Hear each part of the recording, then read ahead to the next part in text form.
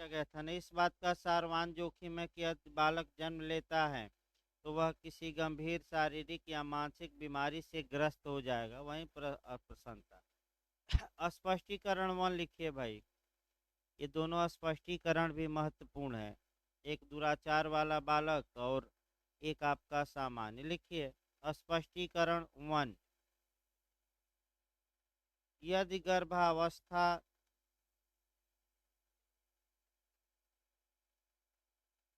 यदि गर्भावस्था नसबंदी इत्यादि के विफल होने का परिणाम है। थोड़ा अपनी भाषा में लिखवाया जा रहा है स्पष्टीकरण वन में। यदि गर्भावस्था नसबंदी इत्यादि विफल होने का परिणाम है, तब भी ऐसा किया जा सकता है। ऐसा किया जा सकता माने गर्भपात किया जा सकता है। तब भी ऐसा किया जा सकता है।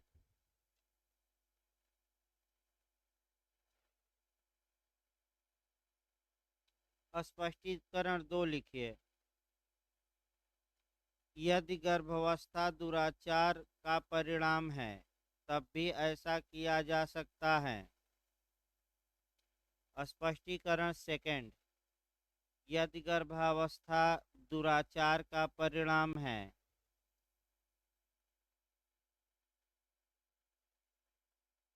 तब भी ऐसा किया जा सकता है।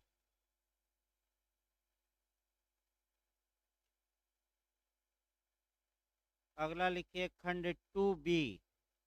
भाई 2A छोड़ दीजिएगा। 2B महत्वपूर्ण है। इसमें लिखिए लिंग परीक्षण के लिए। अभी आगे ये भी कानून आपका अलग से पढ़ना है। लिंग परीक्षण के लिए ऐसा नहीं किया जा सकता। मैंने इसलिए गर्भपात नहीं कराया जाएगा कि ये लड़की है।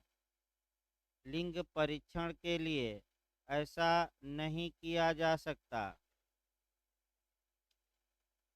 2C लिखिए।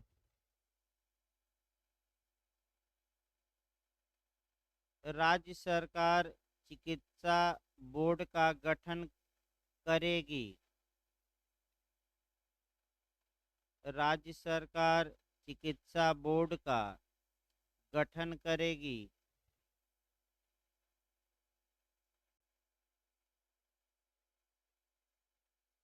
अगला लिखिए 2D।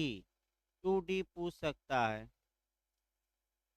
आपका 2D चांस है। लिखिए चिकित्सा बोर्ड में निम्नलिखित लोग होंगे।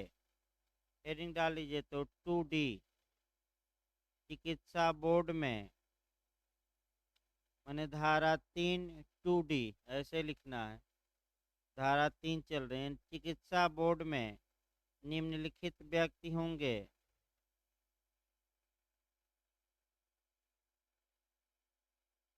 ए लिखिए स्मॉल ए में स्त्री रोग विज्ञानी। यानी कि एक ये होगी स्त्री रोग विज्ञानी।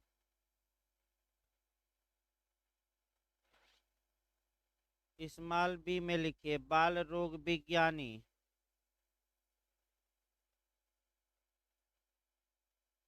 सी में लिखिए विकिरण विज्ञानी या पराश्रव्य विज्ञानी। विकरण विज्ञानी या पराश्रव्य विज्ञानी। डी में लिखिए राज्य सरकार द्वारा प्राधिकृत अन्य सदस्य। राज्य सरकार द्वारा प्राधिकृत अन्य सदस्य। खंड 4 भी महत्वपूर्ण है। 4 से भी पूछा जा सकता है क्वेश्चन। खंड 4 लिखिए। यदि कोई स्त्री 18 वर्ष से कम की हो। खंड 4A महत्वपूर्ण है भाई आपका। 4A से क्वेश्चन आपका आ सकता है। खंड 4 का क्लाज ए। लिखिए यदि किसी स्त्री की आयु 18 वर्ष से कम हो या मानसिक रूप से बीमार हो। देखिए, मानसिक रूप से बीमार में एज का कोई उल्लेख नहीं है, ये पूछ सकता है। मानसिक रूप से बीमार हो तो उसके गर्भ का समापन,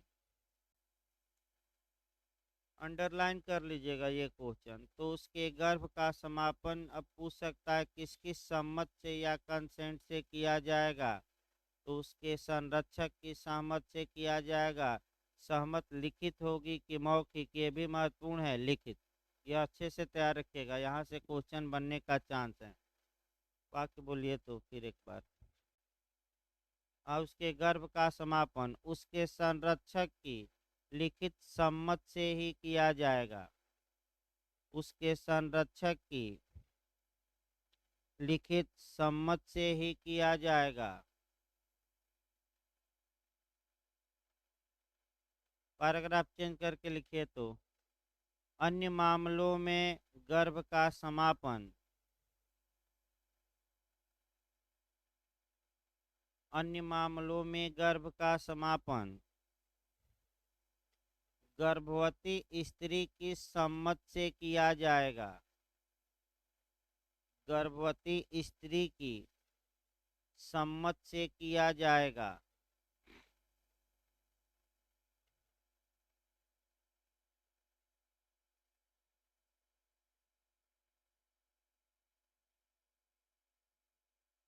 धारा 4 लिखिए, अब 3 हो गया, धारा 4।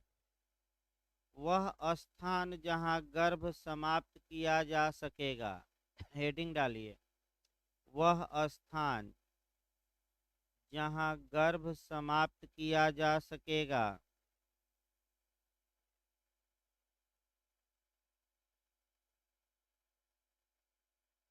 फर्स्ट लिखिए, सरकार द्वारा स्थापित या पोषित अस्पताल में। फर्स्ट में लिखिएगा, सरकार द्वारा स्थापित या पोषित अस्पताल में।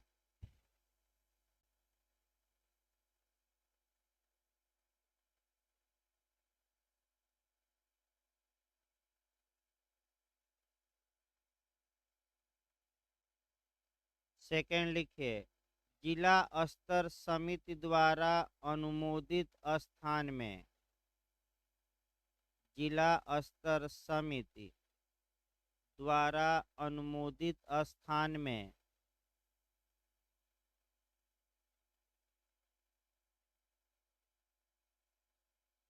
पैराग्राफ चेंज करके लिखिए, ये पूछ सकता है जिला स्तर समिति, जिला स्तर समिति का अध्यक्ष, जिला स्तर समिति का अध्यक्ष मुख्य चिकित्सा अधिकारी, अंडरलाइन कर लीजिएगा, ये चांस रहा है पूछने का। मुख्य चिकित्सा अधिकारी या जिला स्वास्थ्य अधिकारी होगा। मुख्य चिकित्सा अधिकारी या जिला स्वास्थ्य अधिकारी होगा।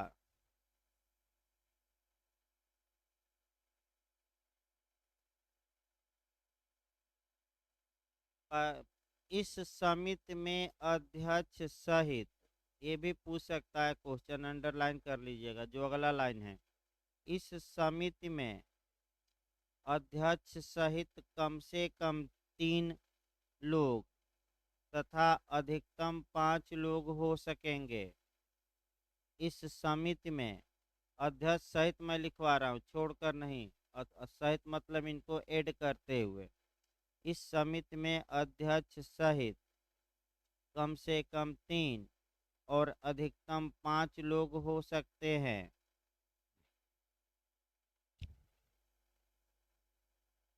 पैराग्राफ चेंज करके लिखिए, धारा 4 का उल्लंघन करके किया गया गर्भपात,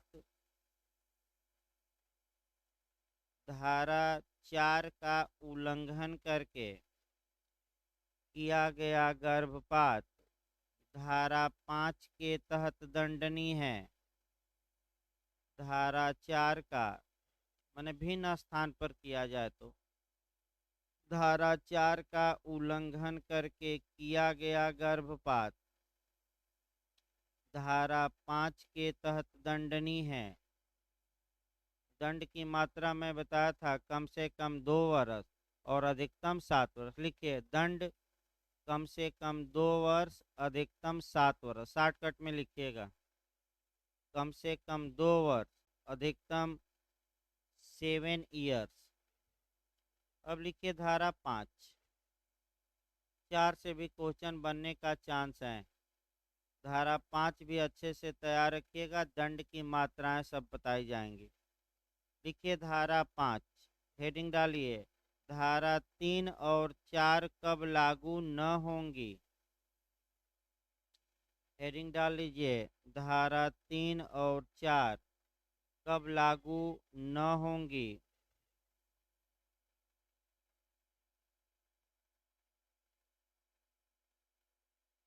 तो पहले खंड में लिखिए, यदि गर्भवती स्त्री के जीवन को बचाने के लिए यदि गर्भवती स्त्री के जीवन को बचाने के लिए गर्भ का समापन तुरंत आवश्यक हो,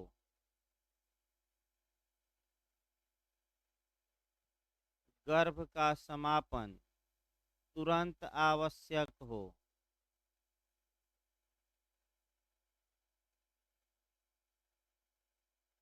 तब ये 3-4 के नियम लागू नहीं होंगे।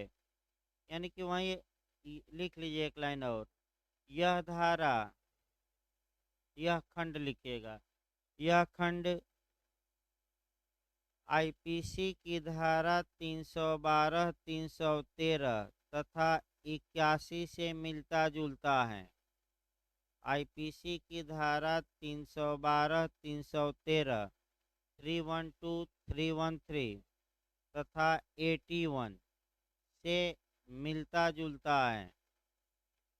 वहाँ भी यही कहा गया है कि अगर डॉक्टर के पास ये विकल्प हो, 81 में बताया था कि या तो बच्चे को बचाए या स्त्री को, तो अगर वह गर्भपात कर देता है स्त्री के जीवन को बचाने के लिए, तो डॉक्टर ने कोई अपराध नहीं किया।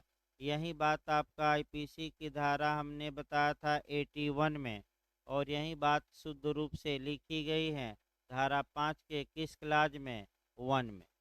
अब आइए धारा 5 का क्लाज 2 आ जाइए।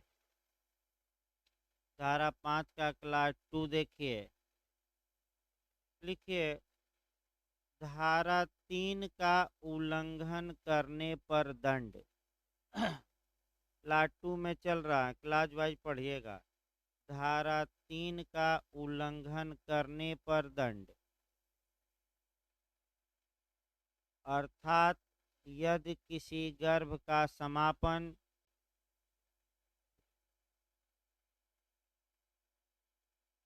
अर्थात करके लिखिएगा, अर्थात यदि किसी गर्भ का समापन पंजीकृत चिकित्सा व्यवसायी से भिन्न व्यक्ति करता है, पंजीकृत यदि किसी गर्भ का समापन पंजीकृत चिकित्सा व्यवसायी से भिन्न व्यक्ति करता है, माने रजिस्टर्ड डॉक्टर नहीं है, तब वह कम से कम 2 वर्ष का कारावास और अधिकतम 7 वर्ष तक के कारावास के लिए दंडित होगा। कठोर लिख लीजिएगा भाई। तब वह कठोर कारावास, कठोर जोड़ लीजिएगा, सश्रम, तब वह कठोर कारावास कम से कम 7 वर्ष और नहीं, कम से कम 2 वर्ष और अधिकतम 7 वर्ष के लिए दंडनीय होगा। वाक्य इधर उधर हो जाए तो अपनी भाषा में भी लिख सकते हैं। कठोर सजा कम से कम कितना, 2 साल, अधिकतम 4 साल। अभी अगला खंड लिखिए, खंड 3 लिखिए। अब आपका ये खंड 2 में रहा, धारा 5 के खंड 2 में ये था, अब धारा 5 का खंड 3 लिखिए। अभी हमने बताया भी था, लिखिए। धारा 4 का उल्लंघन करके, धारा 4 का उल्लंघन करके यदि भिन्न स्थान पर गर्भ का समापन किया जाता है, धारा 4 का उल्लंघन करके यदि भिन्न स्थान पर गर्भ का समापन किया जाता है, तब ऐसा व्यक्ति कठोर कारावास,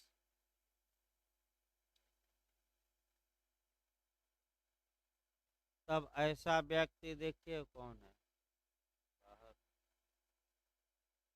कौन हल्ला मचा रहा है?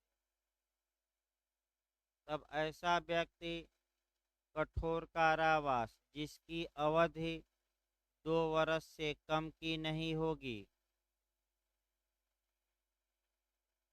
तब ऐसा व्यक्ति कठोर कारावास जिसकी अवधि 2 वर्ष से कम की नहीं होगी तथा जो अधिकतम 7 वर्ष तक की हो सकेगी, दंडनीय होगा। सेम दंड चल रहा है, कम से कम 2 और अधिकतम कितना, 7। धारा 3 का उल्लंघन भी और धारा 4 का। हाँ, कम से कम 2 और अधिकतम 7, सादा नहीं, सश्रम। अगला लिखिए, खंड 4 लिखिए भाई, धारा 5 का खंड 4।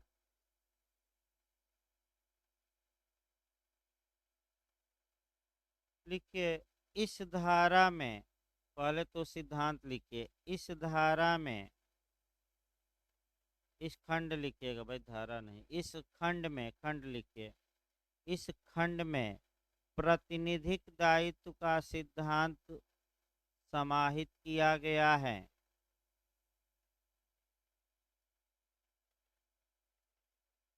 इस खंड में, इंग्लिश में वाइकेरियस लाइबिलिटी कहते हैं, इस खंड में प्रतिनिधिक दायित्व का सिद्धांत समाहित किया गया है।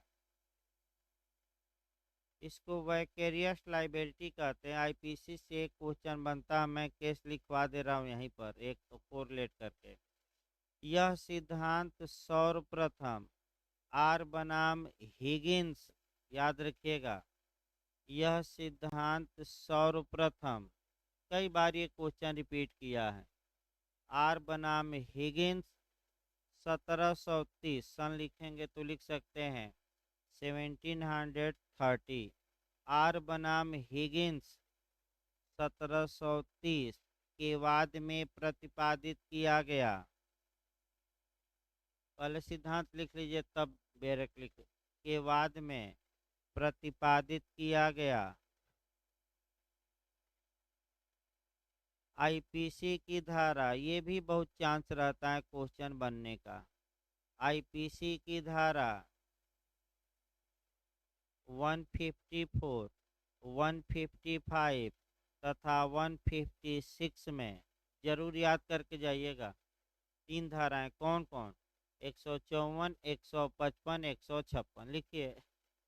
यह सिद्धांत आईपीसी की धारा 154, 155 तथा 156 में समाहित है, 156 में समाहित है।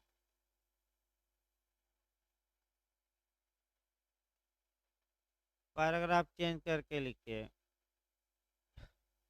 यदि जिला स्तर समिति द्वारा निर्धारित, पैराग्राफ चेंज करके लिखिएगा, यदि, फिर एक बार बताइए, जिला स्तर समिति में कम से कम कितने लोग अध्यक्ष सहित, 3, और नहीं कम, अधिकतम 5। इसका अध्यक्ष कौन होगा, सीएमओ या जिला स्वास्थ्य अधिकारी। ये वह स्थान निर्धारित करेगी कि कहाँ गर्भ का समापन किया जा सकता है और अगर कोई व्यक्ति, मैं फिर बता दूं, इसके अलावा गर्भ का समापन करता है तो कम से कम 2 साल का दंड और अधिकतम 7 साल। लेकिन जिस स्थान पर किया जाए उसके स्वामी का भी दायित्व है। यह आपने ऐसा क्यों होने दिया? भले आपने भाग न लिया हो, लेकिन मकान मालिक होने के कारण आप दंड के क्या होंगे भागी। यही वैकेरियस लाइबिलिटी है कि व्यक्ति अपराध किया नहीं, करे कोई और भरे कोई और। ये देखिए, मैं बता दूं, आपराधिक मामलों में प्रतिनिधिक या प्रत्यायुक्त दायित्व या दूसरों के लिए दायित्व का सिद्धांत सामान्यतः लागू नहीं होता, लेकिन इसके अपवाद ये सब हैं। लेकिन सिविल मामलों में ये लागू होता है। जैसे एक भागीदार के कार्य के लिए दूसरा भागीदार दायी होगा, एक आपका अभिकर्ता के कार्य के लिए मालिक दायी होंगे, और सेवक के कार्य के लिए कौन उत्तरदायी होंगे? स्वामी। लेकिन क्रिमिनल मामलों में ये सामान्यतः लागू, वो अपवाद अलग बात है। तो ये अपवाद ही दिया गया है। वाक्य बोलिए, इसको लिखवा जा पूरा। हाँ, यदि जिला स्तरीय समिति द्वारा निर्धारित स्थान से भिन्न स्थान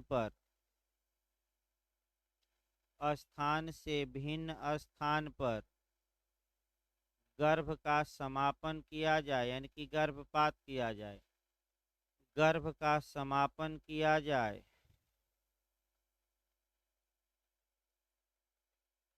ऐसी दशा में उस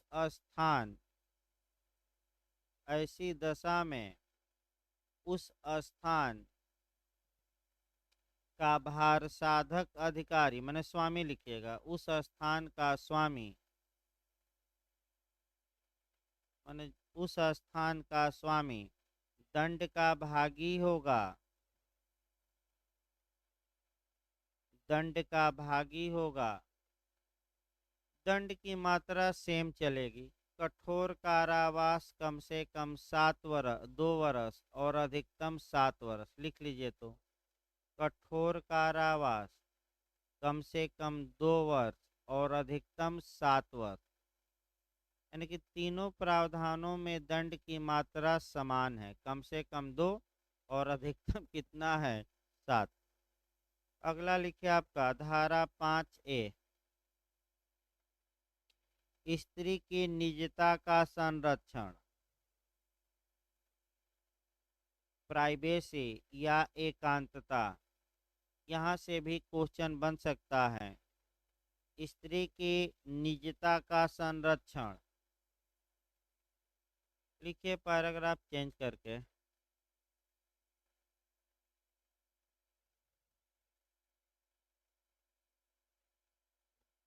जिस स्त्री के गर्भ का समापन किया गया है,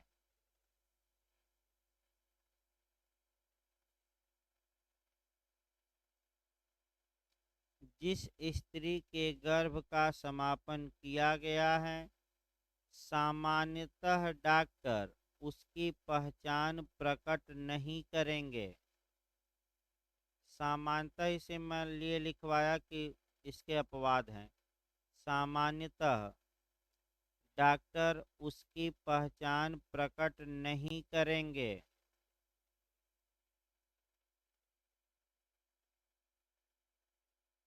पहचान प्रकट करने पर ऐसे व्यक्ति को, दंड की मात्रा यहाँ कम होगी, पहचान प्रकट करने पर ऐसे व्यक्ति को 1 वर्ष तक का कारावास या जुर्माना या दोनों से दंडित किया जाएगा। अंडरलाइन कर लीजिएगा, 1 वर्ष तक का कारावास या जुर्माना या दोनों से दंडित किया जाएगा।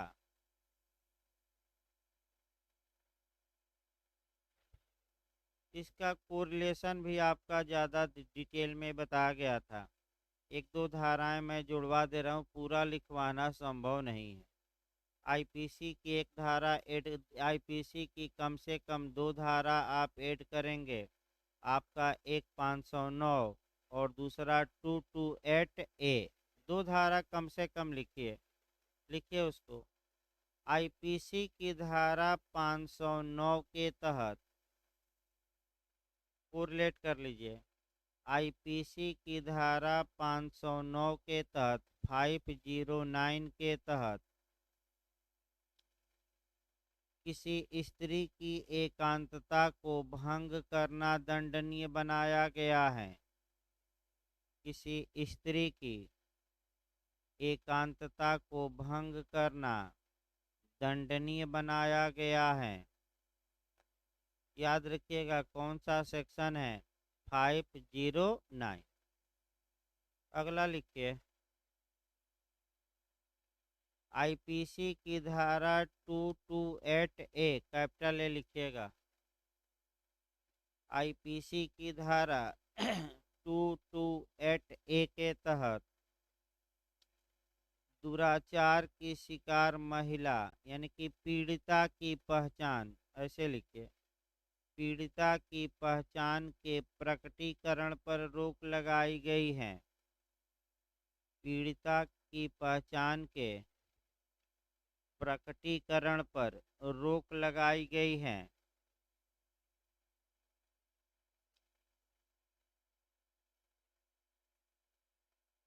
अब धारा 6, 7 और 8 आपका एक एक लाइन जानना है। लिखिए। धारा 6, केंद्रीय सरकार की नियम बनाने की शक्ति, एक एक लाइन बस लिखिएगा, कम चांस है। धारा 6 लिख लीजिएगा, केंद्रीय सरकार की नियम बनाने की शक्ति। धारा 7 लिखिए, राज्य सरकार की विनियम बनाने की शक्ति। राज्य सरकार की रेगुलेशन कहा जाता है, विनियम बनाने की शक्ति। और धारा 8 भी एक लाइन लिखना है, सद्भावना पूर्वक की गई कार्यवाहियों का संरक्षण। सद्भावना पूर्वक की गई कार्यवाहियों का संरक्षण।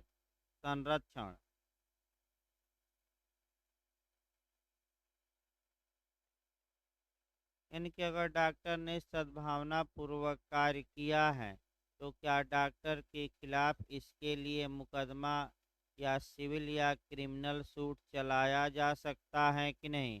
नहीं चला। एक लाइन लिख लीजिए, सिविल तथा आपराधिक दोनों मामलों से संरक्षण दिया गया है। वही हो सकता है अगर जाकर पूछ ले कि सिविल मामलों से डॉक्टरों को प्रोटेक्शन दिया गया है कि क्रिमिनल मामलों से, तो दोनों से। देखिए, सिविल तथा आपराधिक दोनों मामलों में संरक्षण दिया गया है।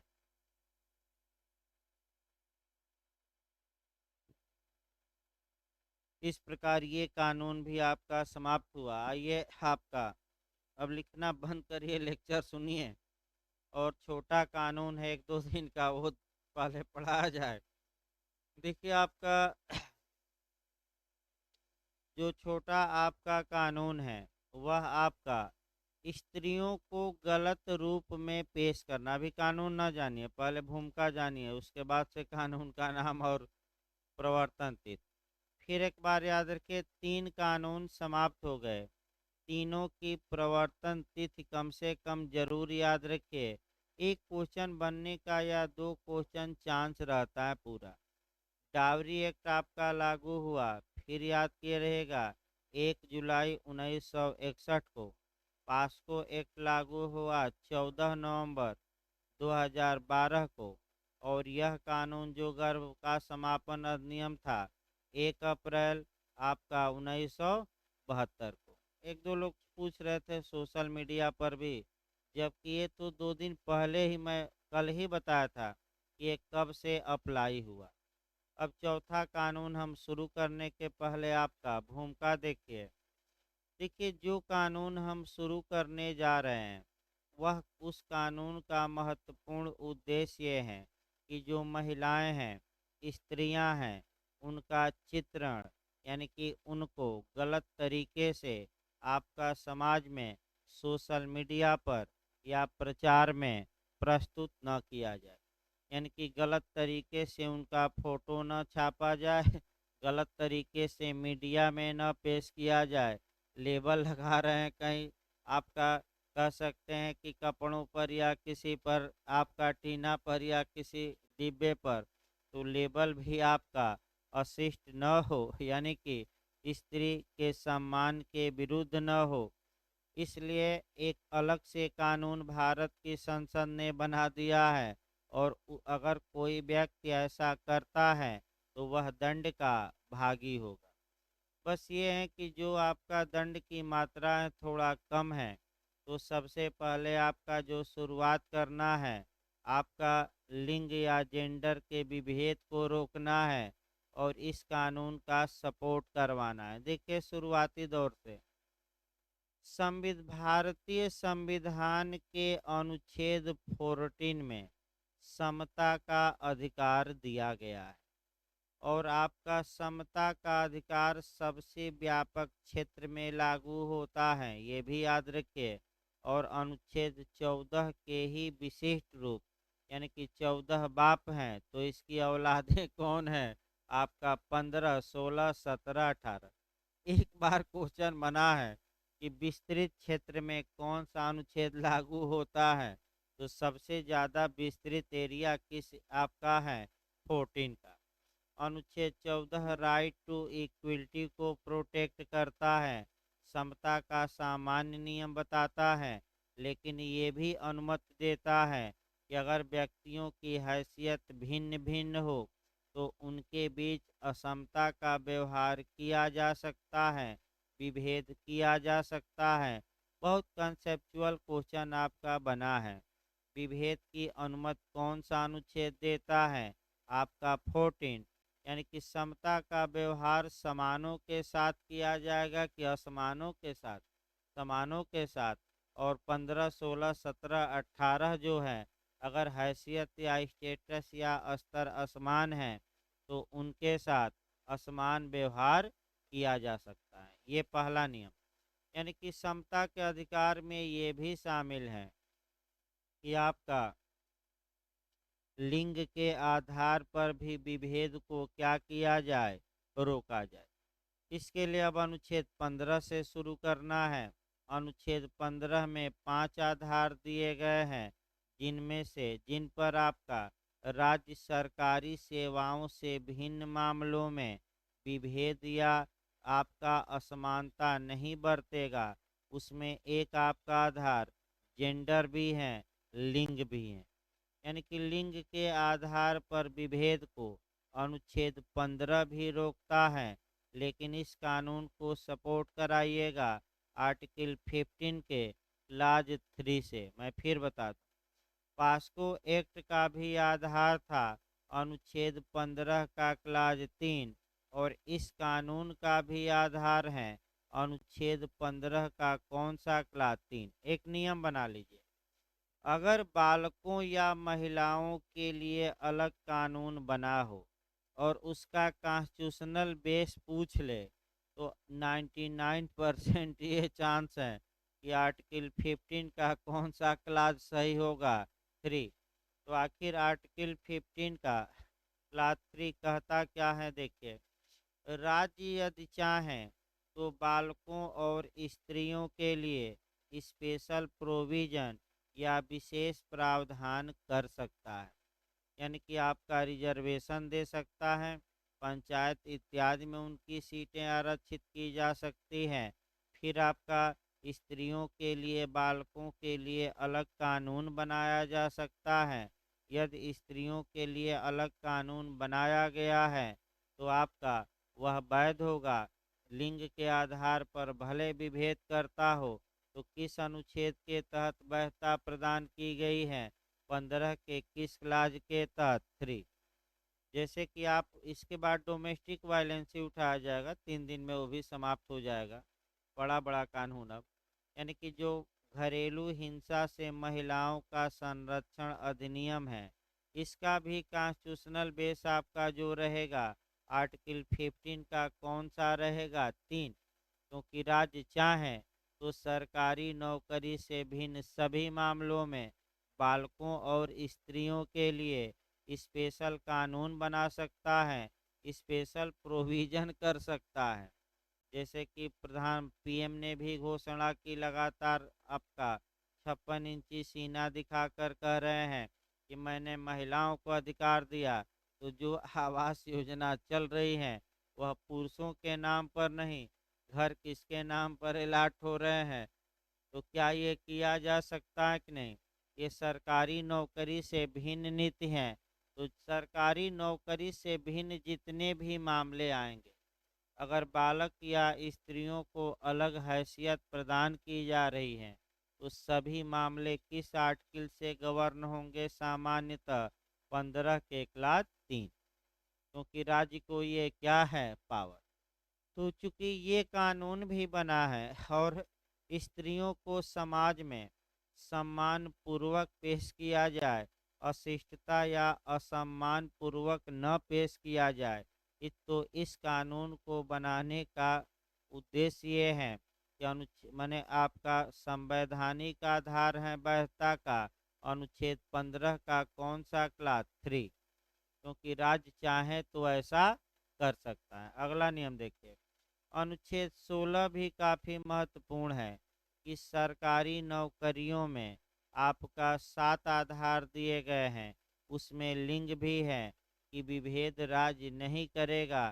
केवल लिंग के आधार पर आपका कोई विभेद राज्य नहीं करेगा। आपका ये अनुच्छेद 16 में है। फिर आप आ जाइए आर्टिकल 21 में। आपका मैं कल ही बताया था कि मधुकर नारायण का केस है कि एक वेश्या को भी अपनी एकांतता का क्या है? हक। और सम्मान पूर्वक जीवन जिया जाए, ये भी सम्मान का अधिकार भी किसमें है? गरिमा का अधिकार। आपका आर्टिकल 21 में आपका गरिमा का अधिकार समाहित है। स्त्री की गरिमा का को ठेस न पहुंचाया जाए। इसके बाद जो मुख्य अनुच्छेद आप देखेंगे, अनुच्छेद 39 देखेंगे, स्त्री और पुरुषों को समान कार्य के लिए समान वेतन की असमान समान वेतन। और सबसे महत्वपूर्ण आपका आपका जो फंडामेंटल ड्यूटी है, यानी कि आपका जो कह सकते हैं कि अनुच्छेद 51 ए में जो मौलिक कर्तव्य हैं, उसमें भी स्त्रियों के बारे में एक प्रावधान है कि भारत के प्रत्येक नागरिक का यह कर्तव्य है कि वह ऐसी प्रथाओं का त्याग करे जो स्त्रियों के सम्मान के क्या हैं? विरुद्ध। तो अगर आपका कहा जा रहा है कि आपका कर्तव्य है कि जो पुरानी प्रथाएं स्त्रियों के सम्मान के विरुद्ध हैं, उनकी गरिमा के विरुद्ध हैं, उनका त्याग करिए, तो ऐसी कंडीशन में आपका माने ये मौलिक कर्तव्य है। तो तमाम संवैधानिक लक्ष्यों को पाने के लिए आपका कह सकते हैं कि यह कानून बनाया गया। और इस कानून में स्त्री को गलत रूप में, यानी कि असम्मानजनक रूप में, अश्लील रूप में प्रस्तुत करने पर क्या लगा दी गई है? रोक। चाहे पेपर में आपका चाहे सोशल मीडिया, और चाहे आप कार्टून का डब्बा या लेबल चिपकाइए, आप अशिष्ट स्त्री को अशिष्टता से पेश कर सकते हैं कि नहीं? गलत तरीके से पेश कर सकते हैं कि नहीं? नहीं कर सकते। चाहे, हाँ। लेकिन आप लोगों को एक और बात जाननी चाहिए कि ठीक है कानून है, लेकिन इस कानून का अपवाद भी है। वह अपवाद भी जानना है कि अगर विद्या के लिए, यानी कि शिक्षा के लिए, चिकित्सा के लिए, जैसे प्राचीन धरोहरें जो हैं, जो खजुराहो हम कह सकते हैं, अगर उसका चित्र, जो नंगी तस्वीरें हैं, उसका चित्र प्रकाशित किया जाए, या जो चलचित्र अधिनियम 1952 है उसके तहत की कोई फिल्म बनी है, तो फिल्में भी दो प्रकार की होती हैं, एक ए और एक यू। ए का मतलब केवल एडल्ट देख सकते हैं, यू का मतलब यूनिवर्सल, सभी देख सकते हैं। तो के अब्बास का केस आया और आर्टिकल 14 में ये कहा गया कि फिल्मों का दो कैटेगरी में जो बंटवारा है, एडल्ट और यूनिवर्सल, ये सही है कि गलत है? बिल्कुल सही है। अगर ए लिखा रहे इसका मतलब कि केवल वयस्क देख सकते हैं। तो अगर जहाँ तक फिल्मों का मामला है, विद्या का मामला है, चिकित्सा का मामला है, पढ़ाई का मामला है, पुराने आपका ज़माने की कलाकृतियाँ हैं, अगर वह किताबों में छापी गई हैं, जिसमें कि स्त्री को अर्धनग्न या नग्न दिखाया गया है, तो क्या इस कानून के तहत उसे अपराध माना जाएगा कि नहीं? नहीं माना जाएगा।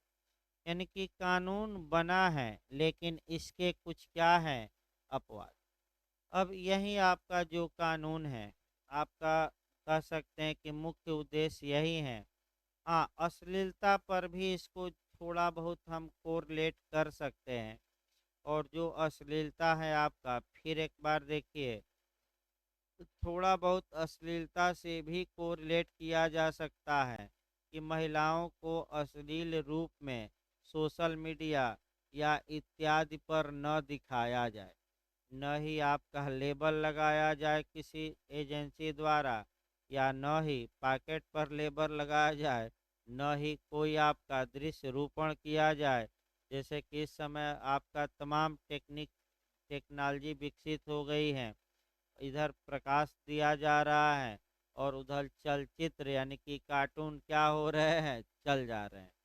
तो चाहे कार्टून के माध्यम से, किसी भी माध्यम से, पेपर के माध्यम से, किताब के माध्यम से, इन सब कार्यों पर क्या लगा दी गई है, रोक। हाँ, एक थोड़ा बहुत इस कानून को अश्लीलता से भी आप जोड़ सकते हैं। अब अश्लीलता के बारे में जो प्रावधान है आपका, एक तो सेक्शन 44 पढ़ना है आईपीसी। देखिए थोड़ा बहुत आईपीसी में एक क्वेश्चन वहाँ से भी बनता है। देखिए आईपीसी की धारा पहले 44 पढ़िएगा, फिर 292 पढ़िएगा, फिर 293 पढ़िएगा और 294। कम से कम आपका अश्लीलता के बारे में इतनी बातें याद रखिए, क्योंकि आपका ये जो कानून होगा, इस कानून में भी कुछ बातें आएंगी जिनमें स्त्रियों को आपका गलत मने रूप से प्रस्तुत किया जाएगा आपका। तो इसके पहले कि यह कानून शुरू किया जाए, आईपीसी की 3-4 धाराएं भी आपके दिमाग में रहनी चाहिए। देखिए 44 में इंजरी या क्षति को परिभाषित किया गया है। क्षति दो प्रकार की होती है, एक वैध और एक अवैध। आईपीसी की धारा 76 से लेकर 106 तक में जो क्षति आ जाएगी उसे वैध क्षति माना जाएगा, और ऐसा क्षति या नुकसान पहुंचाने वाला दंड का भागी नहीं होगा। फिर एक बार आइए, एक होता है वैध क्षति। वैध मतलब जो अपराध न हो, जिसे कानून क्षम्य किया गया है कानूनन। यानी कि अगर आपने किसी को नुकसान पहुंचाया और वह नुकसान आईपीसी के कहां से कहां तक में आ जाता है, 76 से लेकर और 106 तक में। सबसे अच्छा उदाहरण अभी कानून गर्भपात का पढ़ा गया, 81 ही ले लिया जाए आपका। अगर कोई डॉक्टर हैं, स्त्री के जीवन को बचाने के लिए गर्भपात कारित करता है, तो क्या वह इस कानून के तहत जो पहले पढ़ा गया गर्भपात अधिनियम, क्या वह दंड का भागी होगा कि नहीं? नहीं होगा। और धारा 5 का पहला ही खंड था, ये भी याद रखिए। धारा 5 का कौन सा खंड था पिछले कानून का? पहला ही, कि धारा 3 और 4 लागू नहीं होगी यदि गर्भपात या गर्भ का समापन स्त्री की क्या माने आपका गर्भ का समापन स्त्री के जीवन को बचाने के लिए तुरंत क्या हो, आवश्यक। यानी कि डॉक्टर के पास स्त्री आई, डॉक्टर को ये डिसाइड करना है तुरंत, या तो स्त्री को हम बचा सकते हैं या इसके बच्चे को। तो अगर डॉक्टर ने बच्चे को गर्भ में मार दिया, यानी कि गर्भपात कर दिया, तो ऐसी कंडीशन में क्या डॉक्टर ने कोई अपराध किया? नहीं। तो आईपीसी की धारा 81 में भी बचाव होगा, 312 भी कहती हैं। और आपका जो ये कानून आपने पढ़ा, इसकी धारा आपका 5 का कौन सा क्लाज यही बात बताता था? 1। धारा 5 का कौन सा क्लाज? इसको देखिए, एक जगह से थोड़ा आपका गर्भपात को जोड़ना, आदमी लाख आदमी पढ़ाए, 1-2 पॉइंट छूट जा रहा है, ये भी एक समस्या है। इसको आपको जोड़ना चाहिए था 299 आईपीसी के एक्सप्लेशन नंबर 3 से। वहाँ से एक पॉइंट जोड़ दे रहे हैं भाई, जब याद आया तभी सही, यानी कि जब जगह तभी सवेरा जो कहा जाता है। तो जैसे ही दिमाग में आए तभी बताया जाए, कोई दिक्कत नहीं है। पिछली बार ये क्वेश्चन बना था, फिर एक बार देखिए। अगर आपका कंसेप्चुअल थोड़ा क्वेश्चन याद रखिए, अगर कहीं भी ये आए कि बच्चा गर्भ में था और ऐसा कुछ किया गया कि वह मरा पैदा हुआ या गर्भ में ही मर गया, तो हमेशा ये गर्भपात होगा, मानववध या होमोसाइड नहीं होगा। लेकिन आपका 299 आईपीसी की धारा 299, पिछली बार ये पूछा गया है, थोड़ा सतर्क रहिएगा, रिपीट कर सकता है। धारा 299 के स्पष्टीकरण 3 में एक अजीब प्रावधान किया गया है कि अगर कोई बच्चा अपनी माँ के गर्भ से बाहर आया है, भले वह सांस न लिया हो, भले वह पूरी तरह पैदा न हुआ हो, अगर इस समय डॉक्टर या कोई भी व्यक्ति ऐसा कुछ करता है कि बच्चे की मृत्यु हो जाती है, तो अब इसे भ्रूण हत्या या गर्भपात न मानकर 299 के तहत आपराधिक मानव वध माना जाएगा। फिर एक बार हम बता रहे हैं दोबारा। यदि किसी बच्चे का शरीर का कोई अंग माँ के गर्भ से बाहर आ गया हो, तो भले वह बच्चा पूरी तरह पैदा भी न हुआ हो, भले सांस धरती पर आकर न लिया हो, उसका हाथ पैर ही माँ के गर्भ से बाहर निकला हो, अगर इस दौरान कोई व्यक्ति ऐसा कार्य करता है जिससे कि बच्चे की मृत्यु हो जाती है, तो 299 के स्पष्टीकरण 3 के अनुसार इसे आपका आपराधिक मानववध माना जाएगा।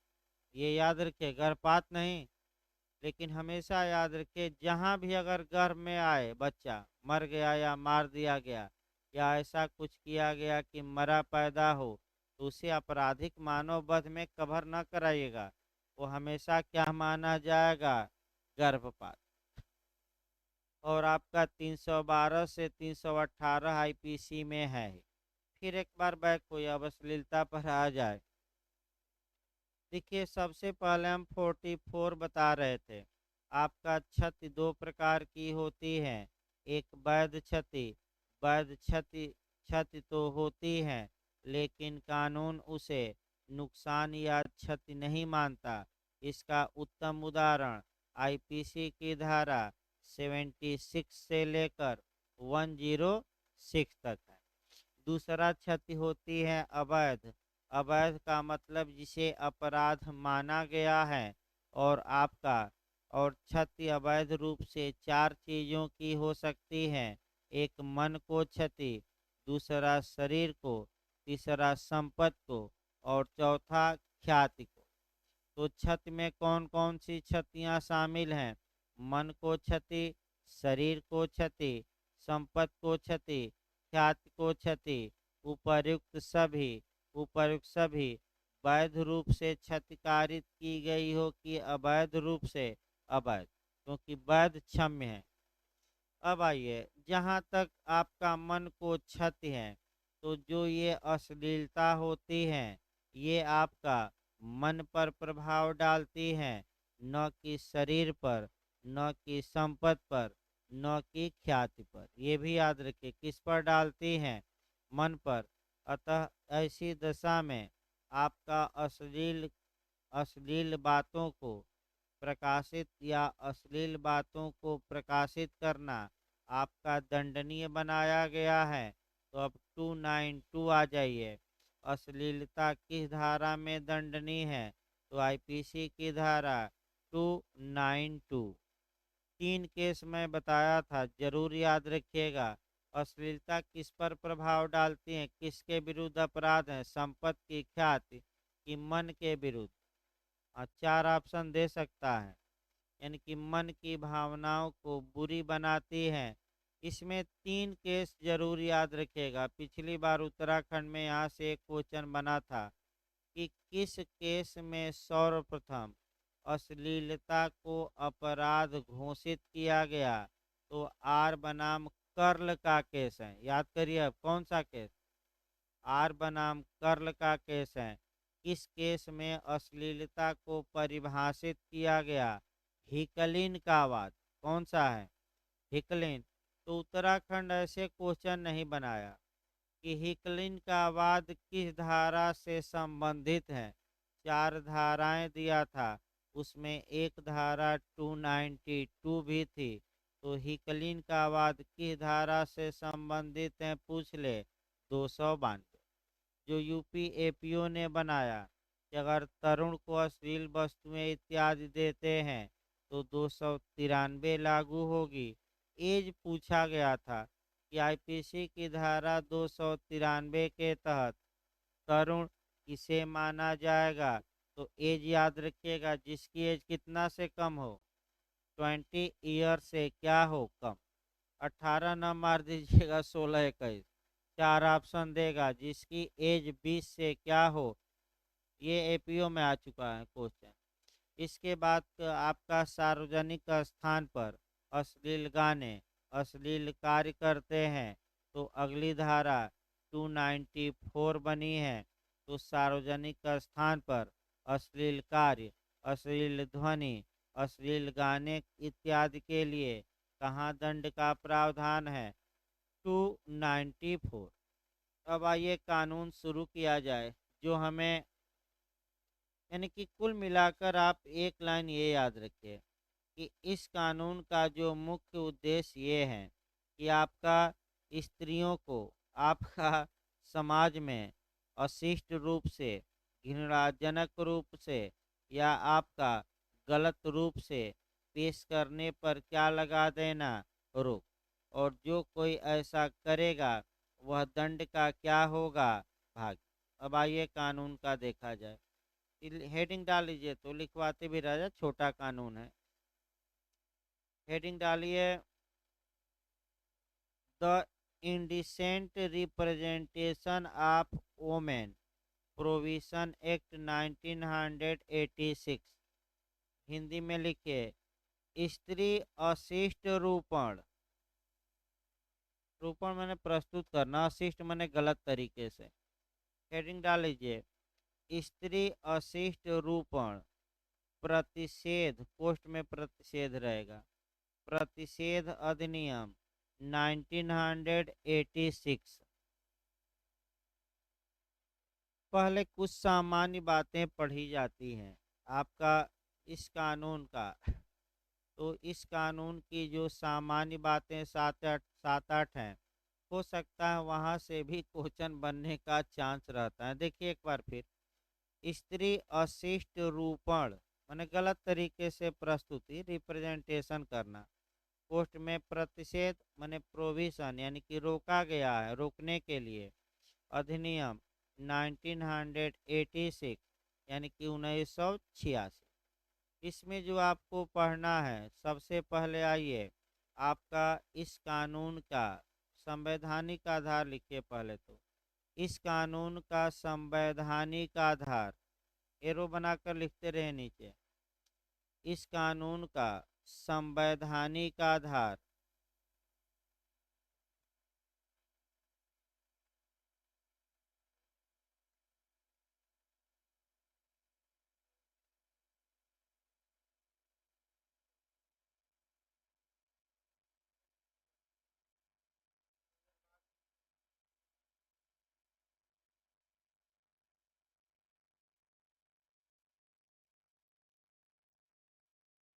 देखिए, इस कानून का संवैधानिक आधार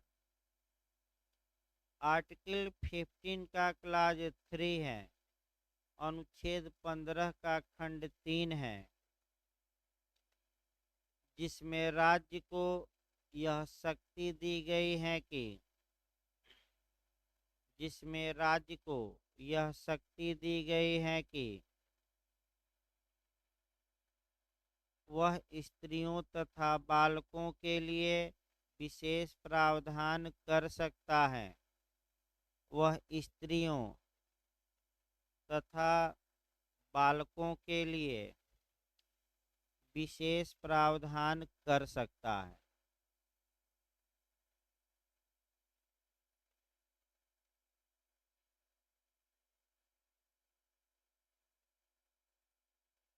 दूसरा आपका जो क्वेश्चन बन सकता है, लिखिए अधिनियम संख्या या एक्ट नंबर या क्रम संख्या।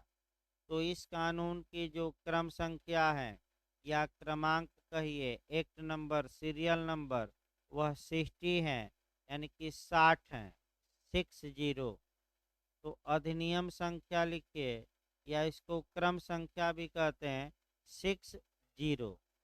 अगला लिखिए आपका निर्माण की तिथि, इसको कहते हैं अधिनियमन की तिथि, काबली काबली करके निर्माण की तिथि या अधिनियमन की तिथि, यानी कि किस तारीख को यह कानून बनकर तैयार हो गया।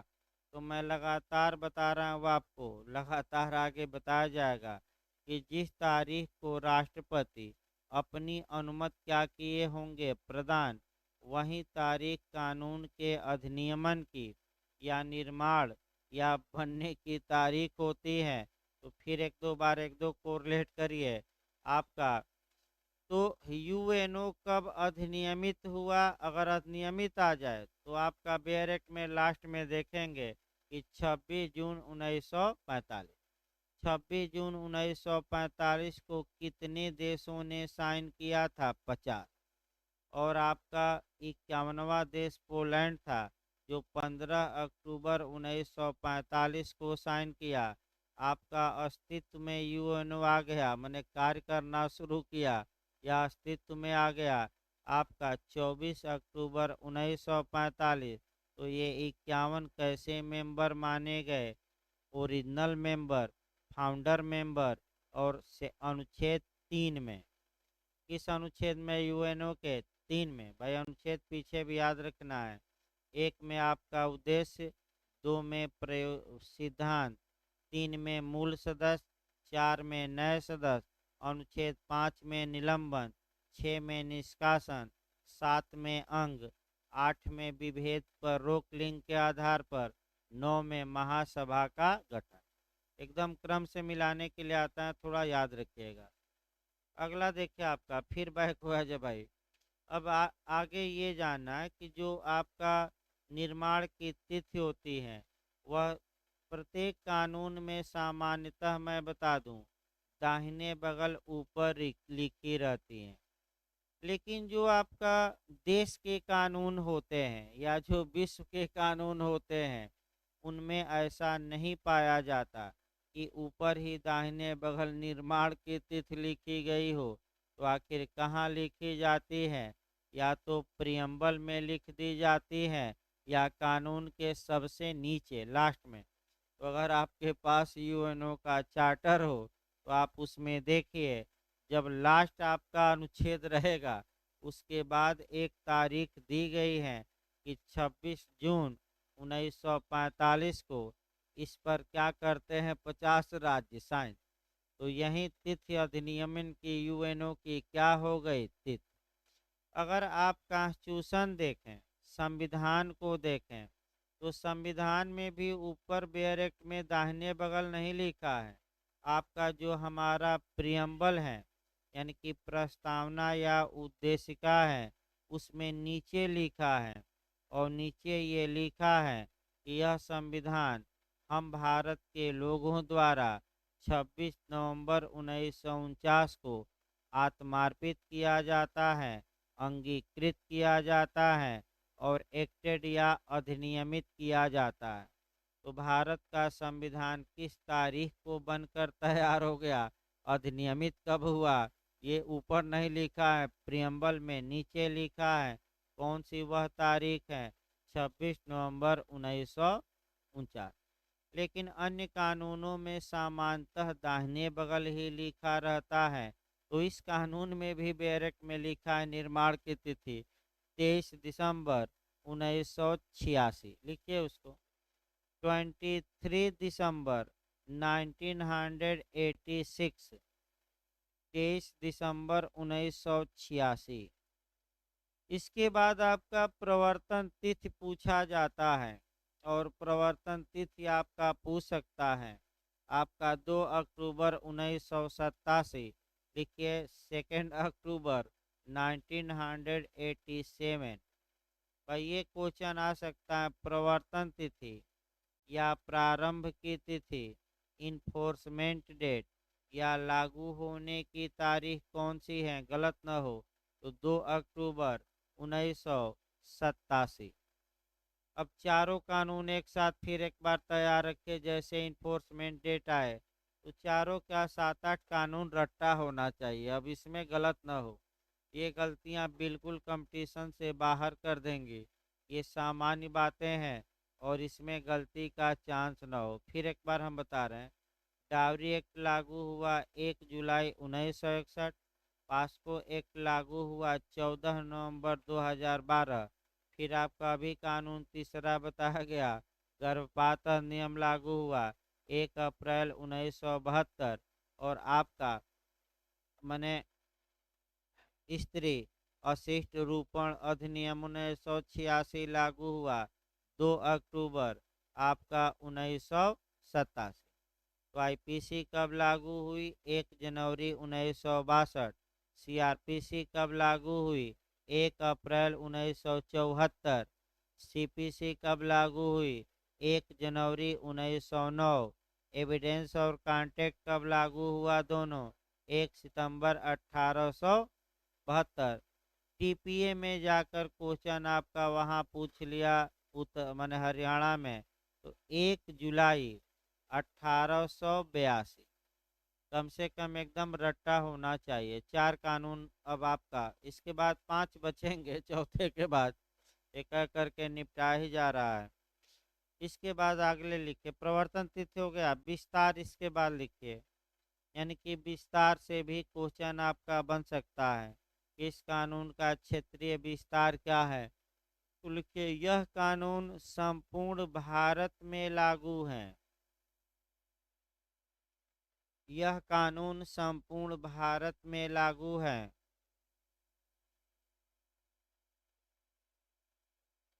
लिखिए जम्मू कश्मीर संघ शासित प्रदेश में।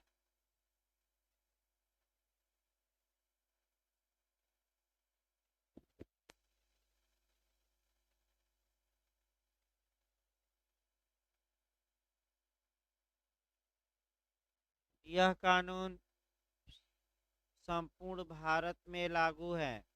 जम्मू कश्मीर संघ शासित प्रदेश में इसे कई बार बताया जा चुका है। 31 अक्टूबर 2019 को लागू किया गया। 31 अक्टूबर 2019 को लागू किया गया। 31 अक्टूबर 2019। अब धाराएं पूछी जाती हैं, कुल धारा लिख लीजिए 10। इस अधिनियम में कुल धाराएं कितनी हैं, 10। इस अधिनियम में कुल धाराएं आपका 10 हैं। लिखिए आपका उद्देशिका या प्रियम्बल, उद्देश्य क्या है, पूछ सकता है उद्देश्य भी। लिखिए पैराग्राफ चेंज करके, विज्ञापनों के माध्यम से विज्ञापनों के माध्यम से या प्रकाशनों, कामा दीजिए लेखों, रंगचित्रों, कामा दीजिए आकृतियों में,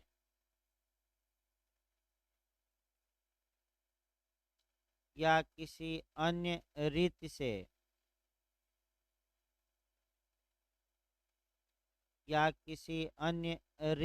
माने अन्य ढंग से स्त्रियों के अशिष्ट रूपण का प्रतिषेध करना, स्त्रियों के गलत तरीके से प्रस्तुत करना, स्त्रियों के अशिष्ट रूपण का प्रतिषेध करना तथा उससे संबंधित या आनुषांगिक माने जुड़े हुए, उससे संबंधित या आनुषांगिक विषयों का उपबंध करना। सामान्य बातों में अभी एक और आपका उद्देश्य का से पूछ सकता अभी समझाया जाएगा। आपका प्रियम्बल आनुषांगिक विषयों का उपबंध करना बेरेक्ट में है। आपका इस कानून में जो पूछ सकता है आपका वह पूछ सकता है आपका इस कानून के तहत अपराध। देखिए कैसे क्वेश्चन बन सकता है। कांगनिजेबल होंगे, फिर दूसरा दे देगा आपका नॉन कांगनिजेबल होंगे, दोनों इनमें से कोई नहीं, तो आपका जवाब रहेगा कांगनिजेबल होंगे यानी कि संज्ञेय होंगे। तो जब भी संज्ञेय पढ़िएगा आप सीआरपीसी की धारा 2C से उठाकर पढ़िएगा। दूसरा, इस कानून के तहत जो भी अपराध होंगे वह बेलेबल होंगे, जमानती होंगे। तो जमानती का मतलब क्या है, इसको उठाकर पढ़िएगा सीआरपीसी की धारा 2A से। और जमानती अपराधों में जमानत के लिए प्रावधान एक ही सेक्शन में है सीआरपीसी के 436 में, यानी कि 436। तो कम से कम ये भी याद रखिए इस अधिनियम के तहत जो भी अपराध होंगे वह संज्ञेय होंगे, लेकिन जमानती। संज्ञेय का मतलब ये हुआ कि एफआईआर होगी।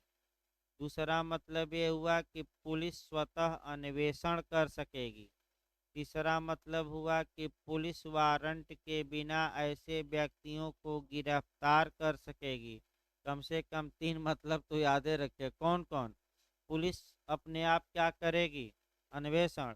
पुलिस वारंट के बिना गिरफ्तार कर सकेगी कि नहीं? कर सकेगी। एफआईआर ऐसे लोगों पर होगी कि एनसीआर होगा? एफआईआर। और नहीं तो बताया जा रहा है ना शांत, अभी बताया जा रहा है, थोड़ा धैर्य रखिए 2 मिनट। अभी कहाँ जमानत शब्द अभी कहाँ आया, संज्ञेय चल रहा है, तो पहले वाक्य पूरा हो जाए तब ना समझ में आए। अभी आपका डिटेल में इसको कोरिलेट करेंगे, थोड़े कि आज हो गया। संज्ञेय को बताया जाएगा डिटेल में, सेक्शन भी जोड़ना है। जमानत अभी भूमिका चल रहे भाई, कोई कानून शुरू नहीं हुआ। जहाँ ये संज्ञेय जमानती आएंगे वहाँ आपको सीआरपीसी कम से कम 5 मिनट तो लगेगा बताने में। इस अधिनियम के तहत जितने अपराध हैं वह बेलेबल होंगे। बेलेबल ऑफेंस कौन होगा, इसकी परिभाषा आपको गवर्न करनी पड़ेगी सीआरपीसी से 2A से। और बेलेबल ऑफेंस में अभियुक्त जमानत पाने का अधिकार रखता है, ये कवर करना पड़ेगा सीआरपीसी की धारा 436 से। बिहार तो इतना घुमा दिया था। अजमानती अपराधों से भिन्न अपराधों में जमानत। अब देखिए कैसे घुमाया था, शब्द भी लिखा है या किन अपराधों में जमानत ली जाएगी। साधिकार जमानत की धारा में, जमानती अपराध में जमानत की धारा में। और बिहार ने घुमा दिया कि अजमानती से भिन्न। अब जैसे ही कोई लड़का न पढ़ा पूरा वाक्य तो अजमानती शब्द देख लिया, अरे भाई भिन्न आगे भी लिखा है, इसके सिवाय तो भिन्न नहीं देखा, तो 437 मारकर आ गया। जब घर पर आया तो भिन्न पढ़ा, तो भिन्न मतलब इसके अलावा, तो इसके अलावा तो जमानती बचा और उसके लिए प्रावधान की धारा में है 436। तो आपका ऐसे मामलों में अभियुक्त साधिकार जमानत का हकदार होगा, यानी कि तुरंत जमानत मिल जाएगी। थाने से भी दी जा सकती है, और जैसे ही मजिस्ट्रेट के पास पहुंचा, मजिस्ट्रेट कहेगा कि जमानतदार लाओ, तुम जमानत पाने के क्या हो हकदार, रोका नहीं जाएगा। अगर वह जमानतदार 7 दिन तक लाने में असमर्थ रहता है, तब आपका नियम आया है कि बिना जमानतदार के ही क्या किया जाएगा, छोड़ दिया जाएगा। तो ये जमानती वीक एक शब्द है। जमानती का मतलब कि आपका साधिकार जमानत, अधिकार के रूप में जमानत, यानी कि जमानत रोकी नहीं जा सकती, थाने से भी मिल जाएगी। और आप पेश किए गए न्यायालय में, मजिस्ट्रेट नहीं भाई, न्यायालय गलती हो गई, उसको 436 में मजिस्ट्रेट शब्द का यूज न करके, एक बार टेक्निकल क्वेश्चन बना है, न्यायालय शब्द का यूज हुआ है। न्यायालय में न्यायाधीश भी शामिल हैं और मजिस्ट्रेट। अगर सतह मजिस्ट्रेट जहां दिया रहे सीआरपीसी में, वहां केवल मजिस्ट्रेट, न्यायालय दिया रहे तो दोनों क्या करेंगे, मानेंगे। तो चूंकि 437 में मजिस्ट्रेट दिया है तो वहाँ न्यायाधीश नहीं, 438 में न्यायाधीश है तो वहाँ मजिस्ट्रेट नहीं, सीआरपीसी 439 में भी न्यायाधीश है, वहाँ मजिस्ट्रेट नहीं, लेकिन 436 में न्यायालय दिया है तो यहाँ मजिस्ट्रेट और न्यायाधीश क्या है, दोनों। तो कल आपका ये पढ़ाया जाएगा, 10 धाराएं हैं, 3-4 धाराएं ही मुख्य मुख्य, नहीं तो और पंचौरा वाली है, 2-2 लाइन की। ये नियम वो नियम, ये सद्भावना